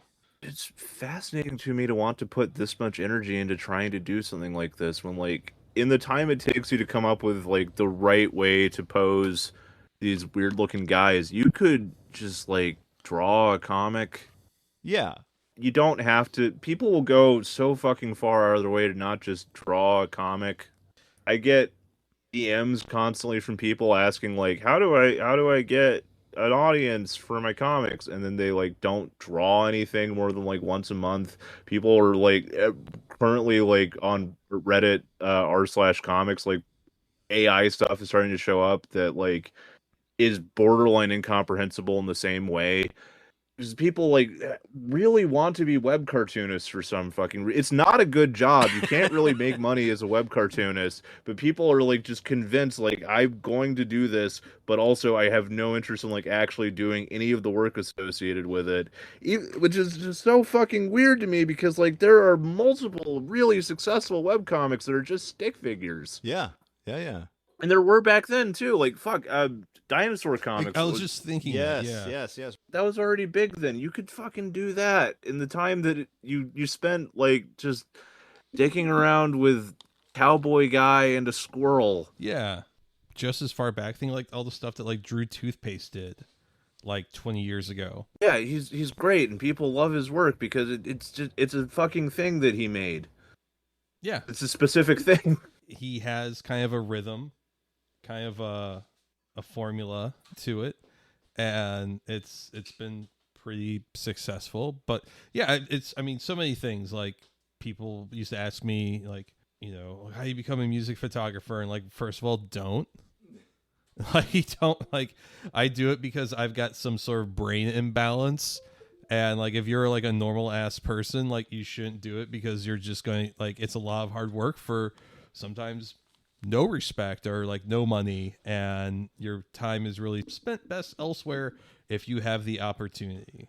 And I know lots of people that are really talented like doing posters and stuff like that don't do it anymore, that just because like, you know, no point in keeping all of my silkscreen stuff when I could sell it and make more than I do in like a year of doing show posters and stuff like that. I mean, you can look right up here where we are in the chalet, and you can see all my printmaking stuff that's laid untouched for years, and for that very same reason. Yeah. I did that for a while too, and I would get these emails from, you know, former bandmates or from whoever. Yeah, I need a T-shirt that says this. I'm like, okay, you know, like, okay, how much are you going to pay me? Well, I'll cover the cost of the shirt and the ink. I'm like, well, that's fucking nothing. So, you know, that's a 3-hour thing for one shirt. Are you sure? You sure you want to do this? People want the shortcut. Well, the shortcut was Strip Creator, and everything sucked. Yeah. Everything sucked. I will even say my comics that I made on Strip Creator sucked. I can say that now with the clarity of time.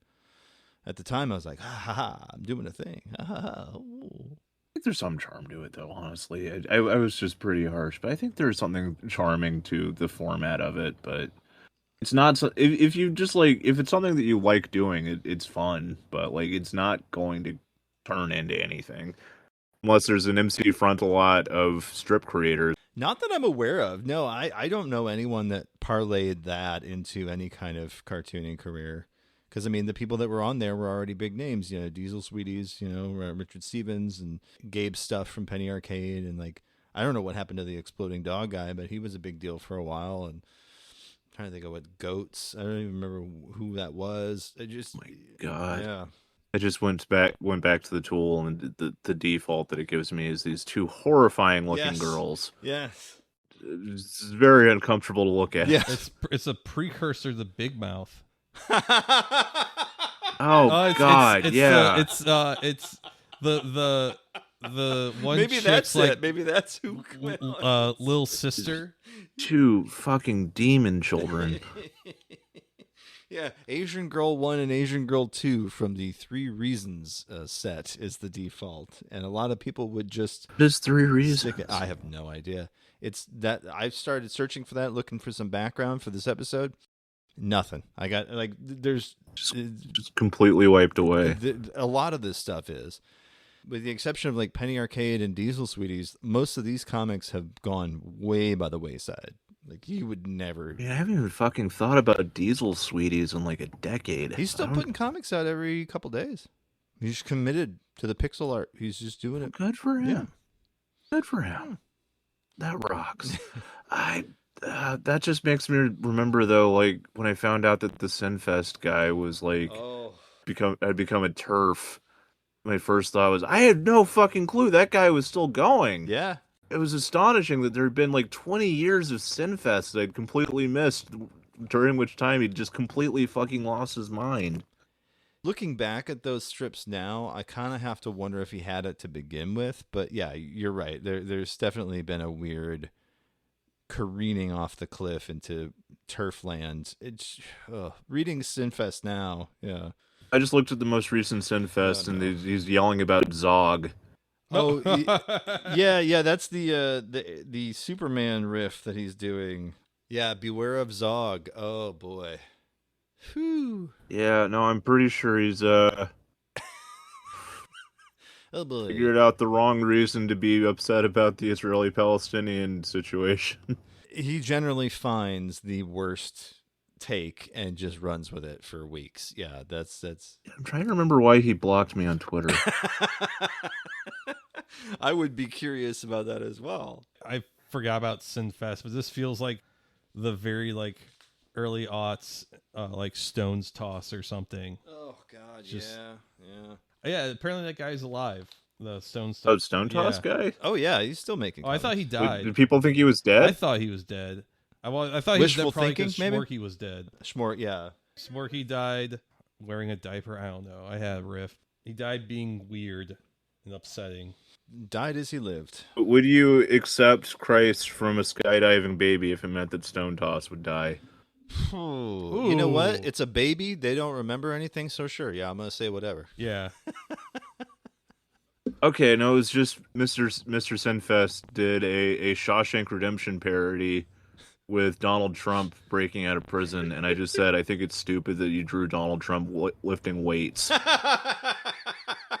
And that's all it took. And he blocked me for that. That's all it took. Boy, these Gaza Sinfest comics are. Yeah. He really thinks the IDF is like the bee's knees. Oh. All right, you ready for a gross photo? And now, the moment you've all been waiting for. Shock.jpg. Rory, you ready for something gross? Yeah. Let's do it. So I mentioned this on last week's episode, but there is a group of folks out there called shocksites.net. And their whole deal is that they're bringing back the classics. Oh, they're playing the hits. They made a new site for Tub Girl. They made a new site for the Goatsy. They made a new site for the Classic. Two Girls in the One Cup, and etc. So they're bringing back Classic. some real gems. This one, no exception. Two guys, one swing. Brian, do you remember this one? Because this is I'm not Is this an old familiar with one? this. I've never heard of this one. I don't know if it's necessarily old, but it's more recent. Right now it is saying if you're under the age of 18, please leave now, and I it's not showing it. I have to press play. Okay. Do you want me to Yep, let's go Do you ahead. want me to go on a certain point, or do you want me to just Go Go for it. rip off the Band-Aid right now? Oh no! Oh no! Okay. Oh no! Oh! Oh, okay. Oh! All right. Yeah. Mario music I like really the makes paper it. towels. I was a little concerned at first because I thought that the guy like had his foot Yeah, in the there. entire foot. Yeah. That would have been difficult. It was kind of a nice reveal when I found out that he's got a stump, because that physiology of doing that makes a lot more sense to me now. I wish there was the actual audio so we hear the sound Oh yeah. of it popping in and Well, out of the. the guy moaning isn't enough. You got to hear the pop, huh? Yeah. So for those of you not playing along at home, or if those of you who are at work, we're going to go ahead and describe it to you now. So make sure you put your headphones on.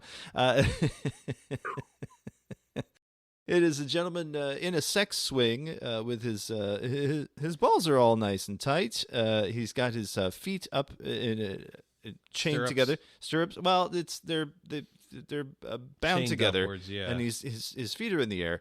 His ass is out, and there's another gentleman who is an amputee penetrating his anus with the stump. And I At first, It appears that it is a man with his leg up to his knee in this man's anus. Way and up then in a reveal worthy of M. Night Shyamalan or Christopher Nolan, we discover no, this man's missing most of his leg. It's such a great reveal. And I have to illustrate for the people at home that the man on his back on the sex swing kind of looks like a little bit like Rob Halford, just to give a little bit of imagery. Rob Halford or the guy who Joey Pants from The Matrix. Nostalgia Critic was who I was thinking Nostalgia of. Doug Critic. Walker. Oh yeah. I see that guy with a circle beard, or no, he has a circle. Yeah, no, that's the guy. Yeah. He's just in hog Oh heaven. yeah. And the man who's an amputee. This video is not. This is definitely like 2AEP or something. Here. Oh yeah. Terrible. The guy who's an amputee, I can only describe as the sort of person you see when you're traveling in a car long distance and you're like, fuck it, man, I'm hungry. I guess we'll stop at this Wendy's. And you're sitting there eating, and someone comes in and they're like in their 40s, but somehow they've never been to a fast food restaurant before, and they're just really confused and bewildered by everything that's going on. Has no one else had this experience? I have. It's usually people older than me though. Yeah. Where it's like you've never ordered anything from a counter.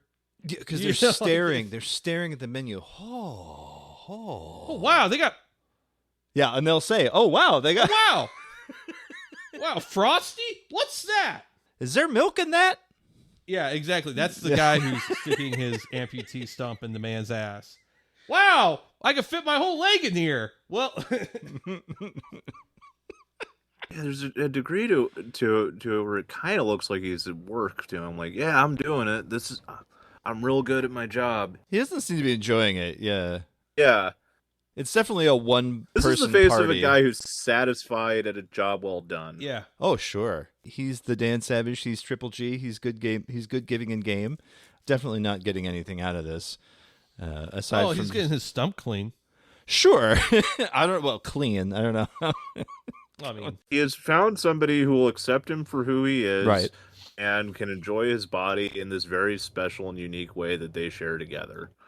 Well, damn. Yeah. That's I think actually that this yeah, is that's- a heartwarming and affirming video. That's way better than anything I had to say. Fantastic. I just- Damn.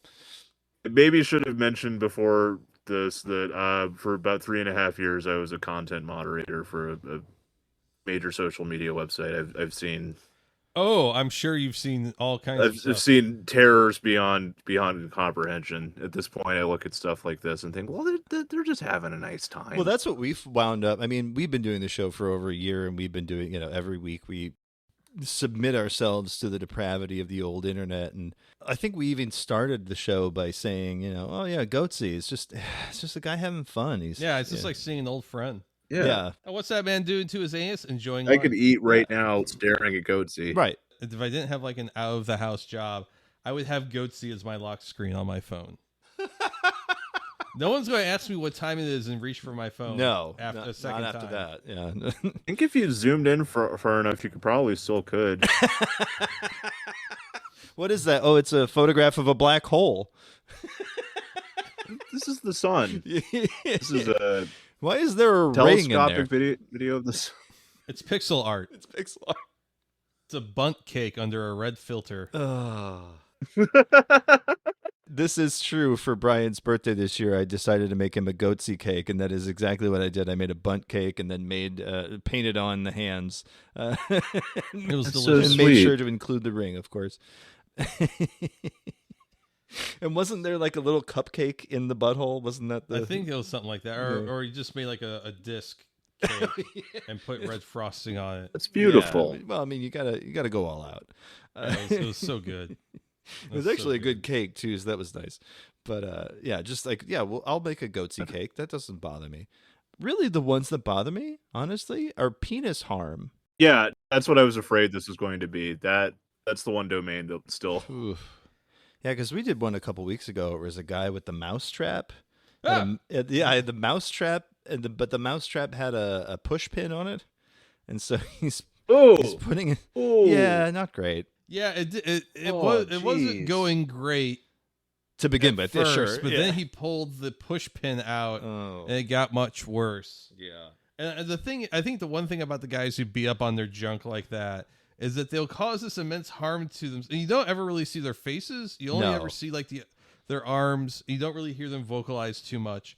So you're just having to interpret their body language. Right. And there's just like a lot of guys like they're all of a sudden they're bleeding out of their ass or they're bleeding out of their scrotum or their dick hole because they just pulled a screwdriver out from the wrong end. Oh, boy. And but they got like this body language, like they came out and they're like, "Oh, my tire's flat a little bit. What the fuck?"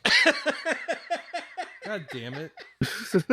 Yeah, it's a minor inconvenience. To Yeah. them. This is just it's the cost of doing business, as it were. Yeah, of torturing my hole and abusing my cock. Yeah, I don't know. The cock stuff doesn't bother me as much as like the fecal matter. Really? Or the pee pee poo poo, Because as I don't calling it. I don't mind the pee pee poo poo. That's Yeah. I can laugh at pee pee poo poo more than I can like someone massacring their cock. This feels like a weird tangent, but I feel like it's important to ask. Do either of you have children? I don't remember. Yes, I have two 13-year-olds. I have twins. Which one? Which one of you was the one who doesn't like pee pee poo poo? Me, That would be Brian. I Brian. don't like pee pee poo poo. I don't have kids. Okay. Mhm, Okay. mhm. All right. Well, that just deflates my entire. In the Really? context of shock videos, it's the pee pee poo poo. I as far as like real life, I guess I have a normal amount of disgust that most people have towards feces and urine. I was just thinking that, after a certain point of having to clean shit off of your child, Sure. that maybe it would start to lose some of its luster. It's something that's upsetting to think about. Exactly, and I think that's why pee pee poo poo doesn't bother me. I think I think you're absolutely right. I think because not only that, but like I had a bunch of family members where I had to like clean colostomy bags and stuff, and like all that other weird shit in my history. Like, it's just some shit. It doesn't. That's fine. It's whatever. It's piss. Who cares? I hadn't even thought about it like that, but yeah, now that you put it that way, I'm like, okay, yeah, I guess that makes sense. A bunch of diaper time and a bunch of I was just thinking about it because I know a lot of nurses and they love to talk about weird shit. yeah. They love to talk about weird problems with their patients. Oh yeah, I know a couple that will just unprompted will start telling you about their patients. The worst thing that a nurse told me was they had a patient who in a jail, a young man who got so bored in jail with his cellmate that on a dare he shoved a pencil through his penis. Sideways? And yeah, not sounding, but okay. like it just through it like a DIY piercing. No good. Man. And you get a text about that at 7 a.m. from somebody who's so used to this that like they don't think maybe this is not a good way to wake somebody up. Maybe this is upsetting. Maybe this. So my partner works in the medical field, and her stories are all just like really like heartbreaking about like how broken our medical system is. They aren't really like gory. They're just like, wow, there is like no hope for us, or like, wow. I guess her explicit stories are like people that obviously should go to the hospital but don't because like their insurance doesn't cover an ambulance ride or something like that. Oh yeah, and, don't like, call me an ambulance kind of stories. Yeah, boy. Yeah. I know a guy who worked for a cleanup company where they go in and they clean up crime scenes or suicides or whatever. And boy, he had some. This is a guy that I used to work with. He would just be like, "Oh yeah, we found a guy's eyeball. Like we were looking for his eyeball. Not entirely sure why. I'm guessing so they could like reattach it for the funeral." And he's like, "Yeah, we're looking for this guy's eyeball. We like found it 2 rooms away because apparently the shotgun had just yeah. Oh sent my it, God. sent it across the room and then through another room, and then I think the cat got at it, and it's just like he was telling me all this straight face, like not laughing. God. He was like, "Yeah, it was just a normal day on the job." I'm like, what the fuck is happening? My partner also used to work in that industry, and some of the stories she told me of just like having to do biohazard remittance is a technical term for it. Right. Like, yeah, so this guy just had like a really depressing life. I guess he collected magic cards or something, and he decided to take himself out, and he just did it in the hallway. And he also weighed like 400 pounds. So he collapsed through the closet door into the closet. No. And like, wow, that's explicit. That's a lot of details. Yeah. Well, after that sort of thing, we like to do something on the show called the breath mint. Yes, it is a bit of a relief valve from that sort of nonsense, and we're taking a deep breath. We're enjoying the things we enjoy. So we're gonna do this. It's time for your mom's favorite part of the show. It's time for the breath mint. Rory, since you're our guest. Now, if you're not familiar with the Breath Mint, what the Breath Mint is a part of the show where we talk about media we've consumed, books we're reading, comics we're enjoying, etc., video games, whatever it is that you're into. I'm going to give you the floor here, since you're our guest. What you been up to? Recently, this is something I would recommend to anybody. I have been going to the library and checking out old collections of Nancy by Ernie Bushmiller. Oh, hell my yeah. God, yes. I love Bushmiller Nancy. Yes. Just in general, I would recommend to anybody listening, just, hey, go to the library. Sure. Yeah. Same. No matter what you're doing, find some time tomorrow. Go to the library. They're a great resource. They're full of all kinds of wonderful stuff, like delightful old comics. Maybe don't go too far. I've read too far back. I've tried to read some Crazy Cat stuff, and I honestly can't really make sense of it. That's just a time capsule of an age that's so far gone that I can't understand it. But Bushmiller stuff, great, holds up perfectly, delightful, incredibly charming. Other than that, I watched the first episode of The Curse last night. The new Nathan Fielder show. Okay. Yeah, how is that? Yeah. It's scathing. Okay. If you like Nathan Fielder, I think you'll like it, but it's very unsympathetic towards everybody on screen. So it's Nathan Fielder. Who else is in that? Emma Stone? Emma Stone. Okay. Emma Oh, Stone. yeah. My girl. I've heard The Safdie brother that acts. Yeah. Okay. I heard it's like really dry and really mean, and you don't really know where it's going, which sounds like my kind of thing. Yeah, I was going to say, yeah, that's right Yeah. up our alley. Yeah, if that's what you like, Yeah. that is what I like. If that's what you like, then I think it's great. I would definitely put myself in that camp, especially, I mean, Rory, you've seen, obviously, The Rehearsal. What did you think of The Rehearsal? Because you really have to be in the right mind space to be into that, but boy, I got sucked in. It feels like the natural endpoint of Nathan For You. I'm shocked at the possibility there's a second season of it, because I don't know like where else you go with it from there. Yeah, that's kind of what I was thinking. Like, how do you top that? There's no there's no coming back from It reckons with the way that his work kind of interferes with people's lives in a way that like he hasn't done before, but also like I don't know how you could hit that beat again. I don't know what the point of hitting that beat again would be. I'm sure he'll come up with something if he is in fact doing another season of it. Well, I felt that same way. Brian, did you see How To with John Wilson? You were telling. I haven't gotten to that yet. I felt that same way about How To with John Wilson. After that first season, I was like, where are they going to go from here? And thankfully, they didn't try anything new. It was just like, yep, we're just going to keep doing the show. There was maybe 1 or 2 episodes in like the third season where they tried to go really off the map, but even then, it wasn't that far. And Nathan Fielder produced that. That's why I immediately thought of that. He had that little bit of that magic touch in there. And boy, How To is a gem as well. If somehow you haven't watched How To, it's incredibly charming and specific thing that I have never seen anything else like it on television. I'm surprised that it managed to stay as unique and interesting as it did for as long as it did.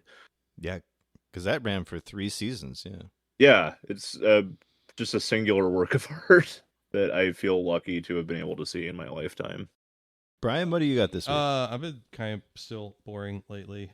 My Sexy Red review infos are up on the Arts STL finally. You had to cut the pussy eating paragraph. I had to cut the bit out about the pussy eating. It just didn't fit.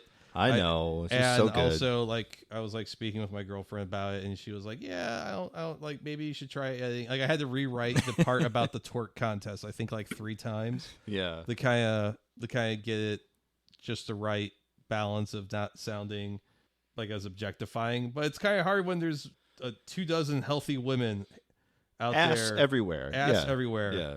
It's kind of hard not to kind of tread into that territory, but yeah, it's out there. I still don't know if it's the best or the worst thing I've written this year, but it's 1,600 words, which seems like a whole lot for anything I've ever done or observed in this lifetime. my girlfriend and I finally started taking a chunk out of The Sopranos again. We had a hiatus for a minute just because of life, and boy, what an interesting show. Rory, you're a Sopranos fan? I can't actually say that I am. I saw like the first couple of episodes of it when I was 12. Oh, well. My family didn't have HBO, but my mom was renting it from like I think Hollywood Video. Yeah, one tape at a and time. she was like letting me watch it with her, and then got to a part where I don't know if this. I remember there being a naked woman. I think on a boat. I think that's maybe, the first or episode. something. Yeah, I was gonna say, yeah, it's very early. Okay, so I only saw the first episode then. My mom sat down like thinking this would be a good idea to watch with me, and then saw that, and then said, "You can't watch this anymore." I mean, 12, I get it. I totally agree with Yeah. the mom at 12. It's kind of a mystery to me though, because like she would show me very like I saw Saving Private Ryan with her when I was like 11. Whew. Yeah, That has like just bodies exploding in it.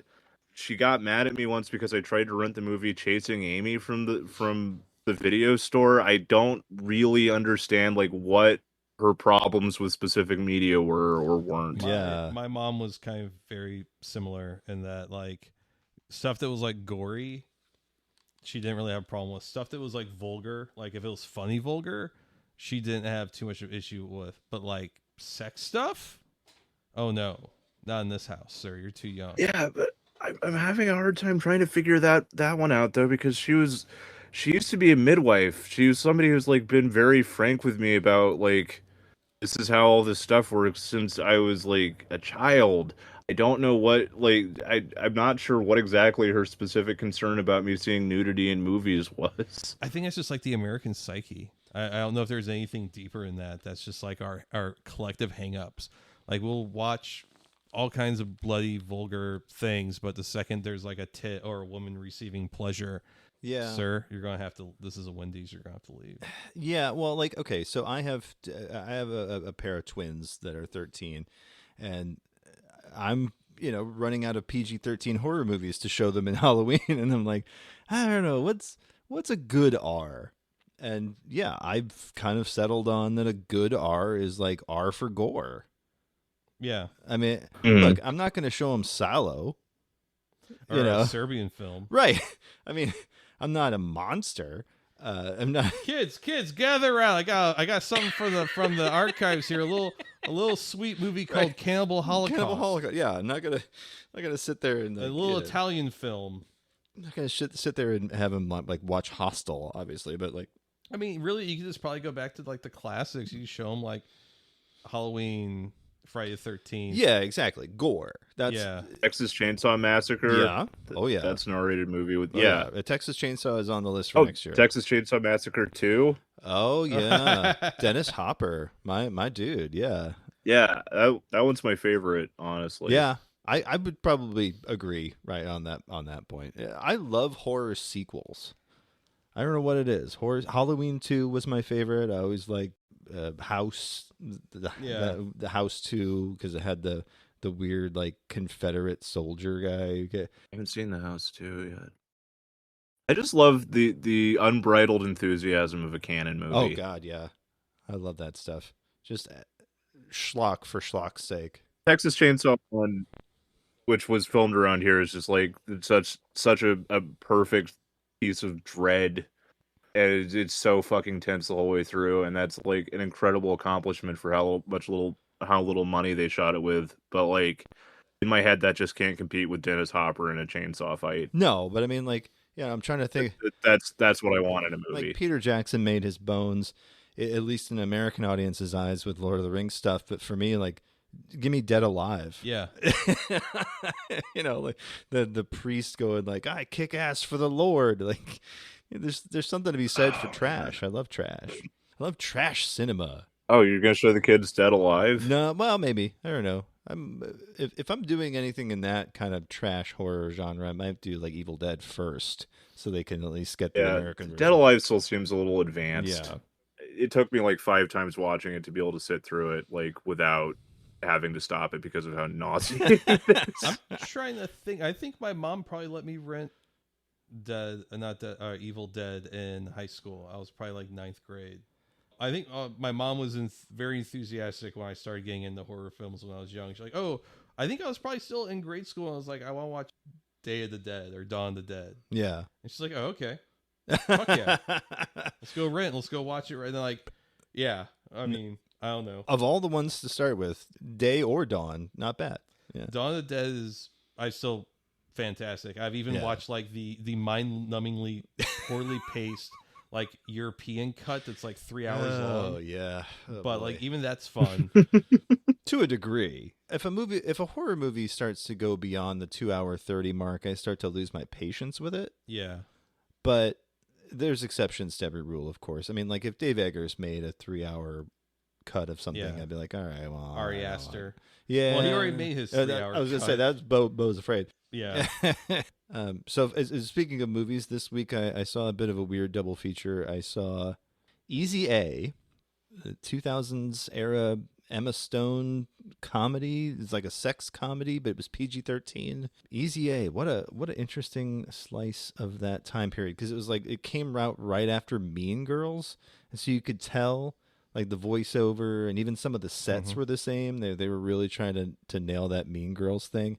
And despite all of that, it's pretty damn funny. Like just even now, like going back and watching it, because again, I gotta pick up PG-13 movies. My kids are that age, and I'm like, well, this is an older movie that's kind of a sex comedy, but it's all implied and it's all kind of innuendo. And boy, even then, I kind of knew Emma Stone had the goods. Oh yeah. I think Superbad. Yeah. That was the first time I saw her. Was Superbad? Same. Yeah. But yeah, Easy A it has a lot going for it. Stanley Tucci is the dad. People who would go on to do sitcoms are in these supporting roles, and it just has this kind of odd, very early 2000s feel to it, which is appropriate. Something that came out. I don't know. I had a good time with it, and then we followed that up with the next night, Indiana Jones and the Dial of Destiny.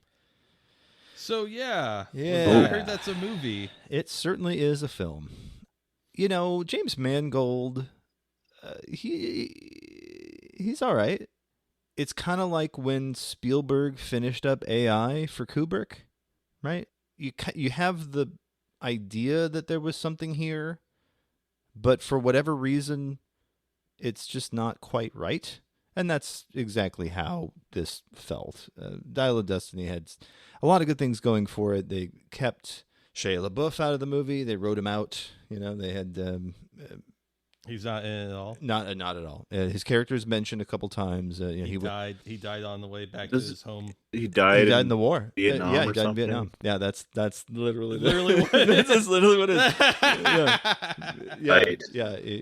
Because I objected to him going to war. He died. God. He- I just imagine. I'm just like Indy could have not been racist. He died fighting the. Just imagine what your grandpa would have said. Right. Various xenophobic slurs just over and over again. Yeah. Yeah. Charlie. Charlie. Charlie. He didn't even get to take an ear. Yeah. Got him stepping right off the boat. Yeah. And Anyways, I'm gonna go eat some monkey brains. right. I would have loved that if Indiana Jones had like a 5-minute scene in it where he talks about how it was a good war and we could have won if Nixon had the pussy and taken us out.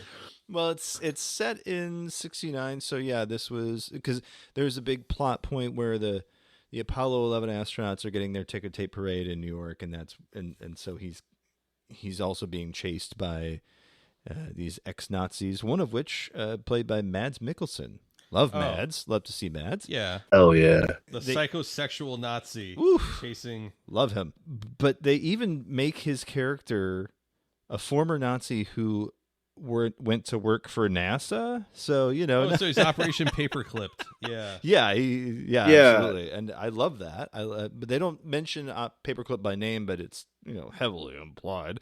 There's even a funny scene.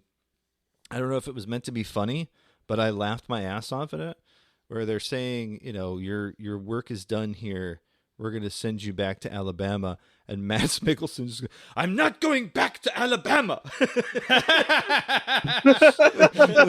Like, yeah, all right. I get it. Now I feel like I have to watch this movie just for that part.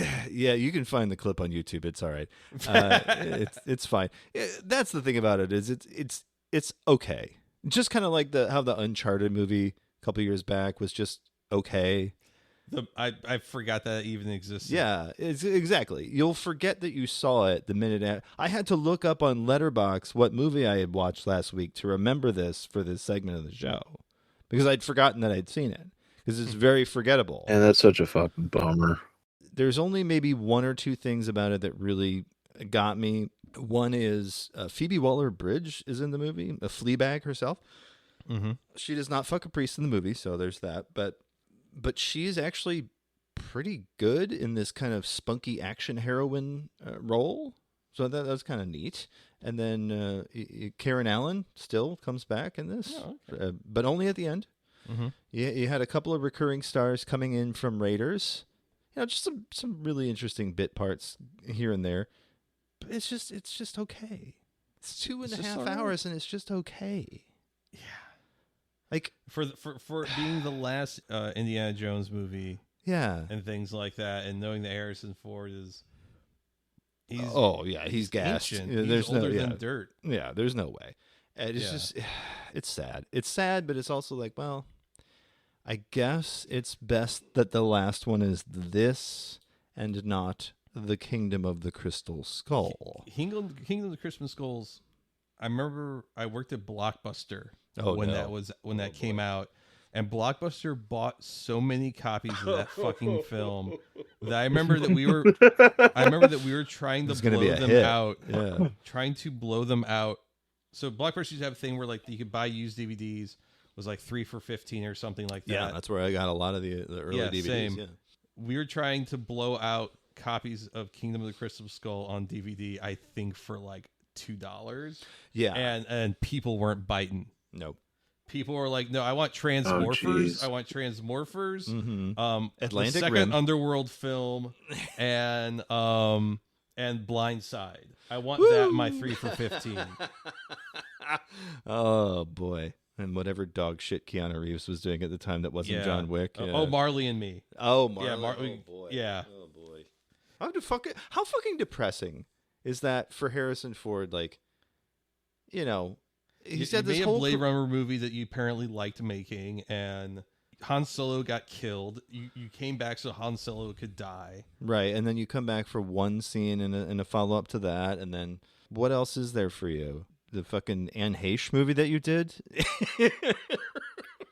I think spending the rest of his career slowly doing sequels to every other movie he's been in, giving you closure on every single one of them. Ugh. Because that is what society wants now. We have to get... Was it the movie where he was on the airplane and he was the president? Air Force One.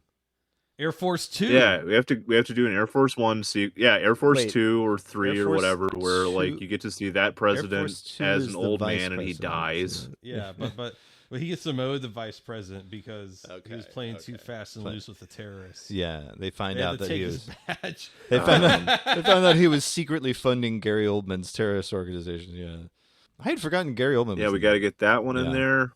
We got to The Fugitive 2, obviously. Let's see, Fugitive 2, where as an old man he is accused of killing somebody else and also tries to jump down a waterfall, but this time he dies. We got to get the sequel to K-19, The Widowmaker, K-20, The Widowmaker, where his submarine explodes. We have to kill him off in every possible timeline of cinema that he's been in. We got Sean Bean his ass. Regarding Henry, where he does learn to read, but then he reads too much and is executed by the state. Just Oh, jeez. He learns to read and then starts reading some really questionable stuff and then just starts talking about, I don't know, reptilians, JQ. Yeah. People stop wanting to listen to him. He reads Behold the Pale I don't know this movie at all. I'm probably thinking of the wrong movie. A lawyer who doesn't know how to read? I'm probably thinking. Now that I'm thinking about I learned law from pictographs. Sorry, it's not that he doesn't know how to read. He loses his memory and the ability to speak. Oh. I was way off. That's a whole nother movie that I was thinking of. But yeah, it's another one where he plays someone with a disability. Okay. So now we know what the sequel is, though. He forgets how to again. Jeez. Specifically. It happened again. You know who wrote that? J.J. Abrams. What the fuck? Yeah. And J.J. Abrams looks like he plays a delivery boy. Yeah, he got to. Is there lots of lens glare when he shows up? No, he did not direct it, but yeah, he wrote regarding Henry, or as Caitlyn Jenner would say, Henry. Nice. Jesus nice. Christ. Callback. That's good. All right. Well, this is about the time of the show where we tell people where to find us online. Rory, since you are our guest, why don't you go ahead and tell us where we can find you, your comics, and everything else? I'm the only person named Rory Blank. If you just Google Rory Blank, you'll find me. If you want more specific, I'm on Twitter at Bone Jail. I'm on Blue Sky at Rory Blank or whatever. I'm Rory Blank on Instagram. I'm Rory Blank on Tumblr. I'm Rory Blank on Facebook. I own like 20 different domain names. I own kingofblood.com, skeletonwizard.com, eroticfuneral.com, oiledupleatherdaddies.com, GarfieldXXX.com, www.getjackedoffbythepresident.com, pisscastle.com. I think Patriot Mask Supply is one that I still own because in 2020 I was briefly trying to market COVID masks to MAGA people. No. I had one that had like the COVID virus, but it had Joseph Kony's face on it, and it said Obama virus. Yes. That got shut down by TeePublic really quickly, but I still own the domain name, so I think that's going to something else now. Amazing. That's it. One of those will take you to comics. One of those will take you somewhere else. That's awesome. Rory, all of Rory's stuff is fucking amazing. He's a very talented cartoonist. Amazing t-shirts. I love my oh my god, Stop Learning How to Read shirt. I like reading that and having people like cross the street when they see me. Good. I may or may not be doing a reprint of that for Black Friday. Awesome. It's a great. I bought the puppy that I can't help. Oh. I was like, oh, that's me. I'm just like, yeah. I'm not going to do shit. Yeah. Of course, my treasured favorite is still the Junji Ito Looney Tunes bit there. Of course, the legally distinct from The Simpsons don't shirt. Yeah, the comic you did of Bart birthing Homer out of his mouth and being like, the cycle of violence ends with me, dude. Beautiful. Gotta say it. I think I may at one point buy that and have it framed. Absolutely. As well you should. Okay, I just printed out a bunch of them today. I could send you one tomorrow. Oh, shit. Perks of being you. Speaking of which, Brian, where can they find you online to send you death threats or random Rory if you want to send me death threats or swag or both? Yeah. I hope you die. Here's a t-shirt. Here's a t-shirt. I'm going to kill you, motherfucker. Here's a sticker. Here's a 25% off coupon for Redbubble. Right. Yeah, you can find me on Instagram, Twitter, Threads, Blue Sky, I Shot Gidibor, SHOTGUIDBORD. If you want to check out my photography portfolio, it's assholemusicphotographer.com. If you want to see some photos with the words, or vice versa, it's musicphotographer.com. You can check out some stuff of mine over on theartsstl.com, the only and last good media website in St. Louis. Amen. And I may or may not be covering the Stavros Halkias show at the factory this Saturday. Ooh. Yes, I can't wait to see his powerful haunches. Ooh, I'm crossing every finger I have that you get to see Stabby Baby. I can't wait to see. Close and sweaty. I have one cool coworker. Yeah. And I mentioned something about like covering that. Yeah. And he's like, oh, I'm going to be there. And I'm like, oh, you like Come Town? And he's like very quietly, the Adam Friedland show. And I'm like, oh, okay, cool. Yeah. And I just like started saying things like, yeah, you know, it's kind of cool that he's selling out a 3,000 cap room Yeah. It's like right across the street from a bunch of chain restaurants. Yeah. It is a little weird out there. It's like really where he needs to be. It feels right. Yeah. It feels like he belongs between like a nail salon and like a, I don't know, Subway. Yeah. Well, he's like performing like on like this tour, performing all these like kind of historic rooms all across the country. And then like in St. Louis, it's like a cement box that's partially owned by Deadmau5. And it's right across the highway from, I think, like one of the longest strip malls in Missouri. It's, I think, at least a mile long. Yeah. And and there's a Rockin' Brews there just in case there is. Yeah. you want to get like a hamburger named after a Soundgarden song or some shit. The factory's actually a really great room. I saw Death Grips there. Wow. A couple months ago, and that was really weird. Fuck yeah, the Midwest rocks. Yeah, we're blessed with abundance out here. Yeah, in the Middle West. For the longest time, the hottest room in the town used to be like an old like medical clinic, and they just like painted it black. Kid you not, painted it black. Yeah, put a stage in there and some booths, and like Caribou played there, Foles played there. It was a 400 cap room. It looked like shit. Holy shit. But it worked. It was a lot of fun. Somehow. Yeah. Anyways, Jason, where can they send you some harassments? Sweet. Yeah, send me harassments, and please, merch, anything that you want to send me, please, is Twitter and various other places as Video Crime. That includes, of course, Blue Sky and Threads for whatever unholy reason I have that. Video Crime, BIDEOCRIME. We also have TikTok and Instagram as Laser Goose CEO. The show itself can be found 48minutesdogsbarking.com. Shoot us an email, Jason at 48minutesdogsbarking.com or Brian with a Y at 48minutesdogsbarking.com. Give us a call, 314-246-9766. That's 314-AHOY POO. Support the show, patreon.com/48minutesofdog. I like to end that with a Shatner. I don't know why. 8 minutes of dogs. Read Tekwar. Don't read Tekwar, please, for the love of God. Do not. If you have anything else that you take away from this episode tonight, let it be that you do not need to read Tekwar, for the love of God. I think I'm going to read Tekwar. God damn it, no! I think I'm going to go down to my local library. Like, hey, I was wondering, do you guys have a little book called Tekwar? He's putting it on hold They're at his library, like right? the police alarm button. Rory's gonna go after this episode to his library and be like, "So you guys have a Tekwar? You got Tekwar? You got the audiobook? Maybe can I get that on? The one narrated by the Unabomber. It's the Ted special. All right. Uncle Ted reads Tekwar. Oh boy. Before I say anything else actionable, we're gonna leave you with this. Namaste and good luck. Bye-bye. Bye-bye. Bye.